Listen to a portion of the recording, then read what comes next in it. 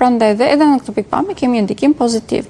Ndonse Neptuni është në retrograd, për të javë të pak, do të kemi ndikim pozitiv, duke qenë se ka një kënd pozitiv edhe me Jupiterin, i cili i detyron shenjën e peshëve që të jenë më tepër të fokusuar tek shëndeti i tyre, që të jenë më praktik në këtë aspekt. Fokusohen më tepër ose të dëgjojnë më mirë sinjalet që vijnë nga trupi i tyre dhe si rrjedhoj të mund të marrin masa.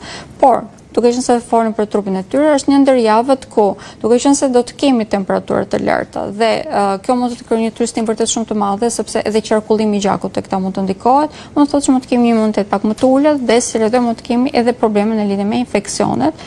Kjo është e vlefshme për të gjitha shenjat, por shenja e peshëve, duke qenë se është më ndikuar, sistemi i tyre imunitar është pakës më ndjeshëm se të gjitha shenjat e tjera, normalisht mund ta ndiejë pak më tepër.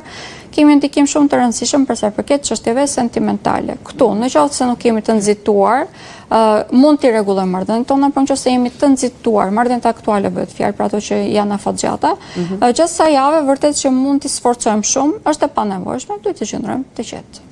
Qëndroni të qetë, peshë, mirë, shenjat që janë favorite dhe ato që nuk janë fort? Shenjën që është favorit gjatë sa jave është shenja e shigjetarit.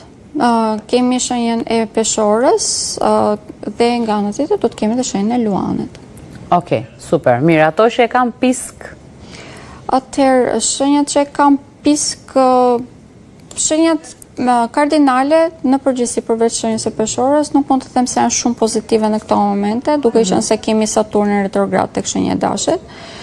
Kemi nga ana tjetër edhe shenjën e Akrepit vetëm për shëndetin nëse nuk janë të vëmendshëm, por këtë po e them thjesht kaq, vetëm nëse nuk janë të vëmendshëm dhe thjesht për shëndetin, kaq. Po nëse jemi të vëmendshëm dhe dëgjojmë sinjalet e trupit tonë është komplet e kundërta, dhe kur shenja tjetër që ka pak problematike do të jetë shenja e Britciapit. Po. Temat i thash detyrimisht. Shumë interesante. Mirë, vetëm pak nëse mundesh na thuash cila do të jetë shenja me fat për muajin gusht. Shenja me fat për muajin gusht është shenja e Luanit dhe shenja ujorit, të dyja janë, po kanë shumë fat. Dhe shenja e Dashit, por shenja e Dashit mund të sforcohet pakës nga Saturni në retrograd, nëse jemi të përgjegjshëm, e kemi më shumë fat, sepse kjo përgjegjësi do të na çojë edhe që të aplikojmë gjitha projektet që përmenda. Pra, ajo çfarë thash këtë javë për shenjën e Dashit është shumë e vlefshme për pothuajse gjatë gjithë muajit gusht. Prandaj dhe duhet marrë parasysh. Duhet marrë parasysh.